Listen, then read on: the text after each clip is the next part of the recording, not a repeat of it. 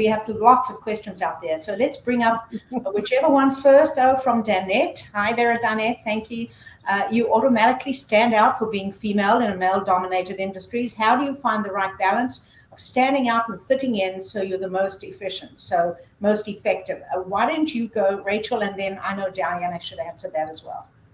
Absolutely. Awesome question. And, to be brutally honest, for probably the first quarter of my career, I didn't really feel comfortable. I was, maybe trying to act like the guys, or, being unsure of, how I should actually act in various situations, business dinners, in the office, all across the board.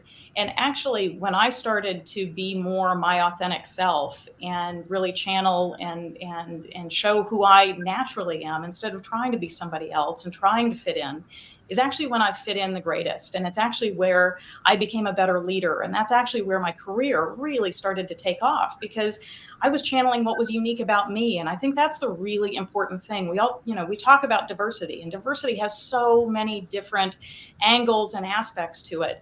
One of the most important aspects of diversity is just difference. And when we have more people that are authentically acting like themselves in any environment, that's when we have really amazing ideas and the best outcomes overall.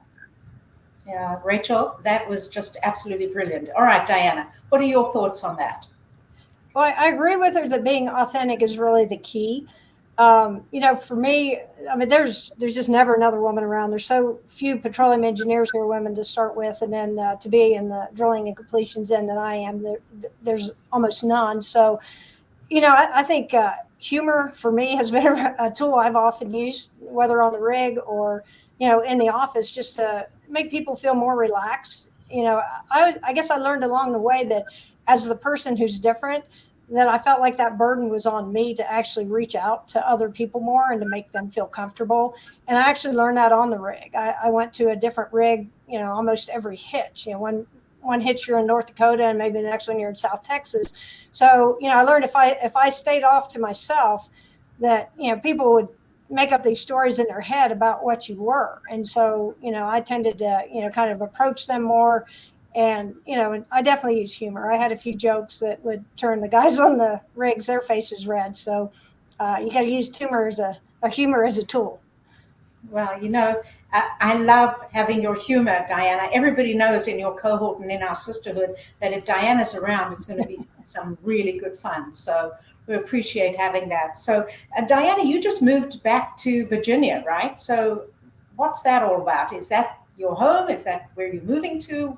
Tell us about Virginia, West Virginia. West Virginia, yeah. So, work-wise, that's where I work for a company called Antero, and we're the largest natural gas producer in the state of West Virginia, and that's where I grew up.